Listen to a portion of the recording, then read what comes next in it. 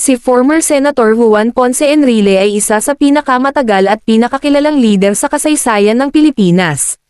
Ipinanganak siya sa Cagayan, at sa kabila ng kahirapan noong kanyang kabataan, nagsumikap siya sa pag-aaral hanggang maging isang respetadong abogado at public servant.